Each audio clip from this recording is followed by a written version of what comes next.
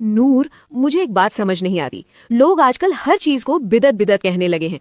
अगर कोई नमाज पढ़ रहा है या रोजा रख रहा है तो इसमें कौन सा गुनाह है? ये लोग तो अल्लाह की इबादत से ही रोक रहे हैं। कोई शराब पिए या गलत काम करे उसे कोई नहीं रोकता, लेकिन जो कुरान पढ़ रहा है उसे टोकते हैं। और अगर हदीस में नहीं भी आया तो क्या हुआ? अगर हमने अपनी तरफ से नेकी समझकर कर लिया तो इसमें कौन सा बड़ा गुनाह हो गया? जोया, तुम्हारी ये उलझन बहुत जायज है, और सिर्फ तुम नहीं, बहुत से लोगों को लगता है कि इबादत ही तो है, करने दो। लेकिन रुको, क्या तुम्हें पता है कि शैतान इंसान को नेकी के रास्ते से भी गुमराह कर सकता है? नेकी के रास्ते से गुमराह? वो कैसे? इसे समझने के लिए तुम्हें दीन और दुनिया का फर्क समझना होगा।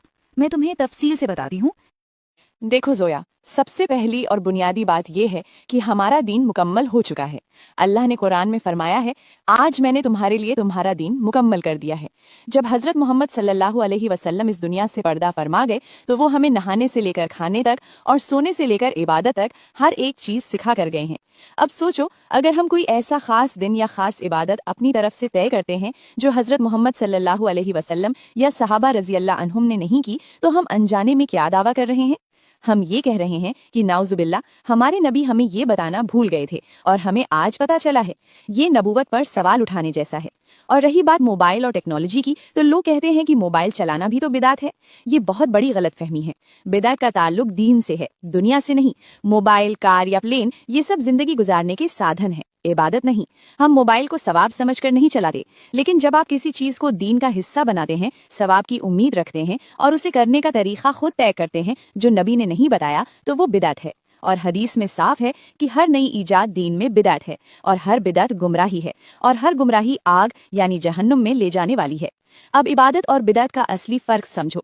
इबादत ये है कि तुम साल के किसी भी दिन नफिल नमाज पढ़ो, कभी भी रोजा रखो, अल्लाह का जिक्र करो, ये सब जायज है। तुम साल के 365 दिन ये कर सकती हो। लेकिन बिदात ये है कि तुम अपनी मर्जी से बिना किसी दलील के किसी एक दिन को फिक्स कर लो, उसे खास बना लो और ये अकीदा बना लो कि बस इसी खास दिन या रात में इबादत करने से बख्शिश होगी। अगर तुम रिसर्च करने जाओगी, कुरान और हदीस के पन्ने पलटोगी, तो यकीन मानो तुम्हारे हाथ खाली ही आएंगे। इसका जिक्र कहीं नहीं मिलेगा। जब हमारे नबी सल्लल्लाहु अलैहि वसल्लम ने किसी दिन को खास नहीं कहा, तो हम और तुम कौन होते हैं उसे दीन में जोड़ने वाले? याद रखना, दीन जज्बात से नहीं, दलील से चलता है। मुझे सच में नहीं पता था। मैं तो बेवकूफ़ों की तरह सोचती थी कि मैं एक्स्ट्रा नेकी कमा रही हूँ, लेकिन ये तो गुमराही निकली। इबादत के नाम पर हम जहन्नम का सामान तैयार कर रहे थे। बिदअत इतना बड़ा गुनाह है, मुझे आज समझ आया। देखो, बात अब फूलों की तरह साफ है। हदीस सामने है, हुक्म साफ है।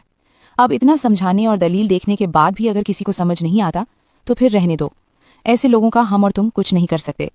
जो हदीस सुनकर भी अपनी मनमानी करे, तो हदीस में उनका ठिकाना भी साफ बता दिया गया है। हर गुमराही आग में है। जो इबादत के नाम पर बिदत कर रहे हैं और सुधरना नहीं चाहते, उन्हें अब अल्लाह ही बचाए। हक आ चुका है, अब मानना या ना मानना आपकी मर्जी है।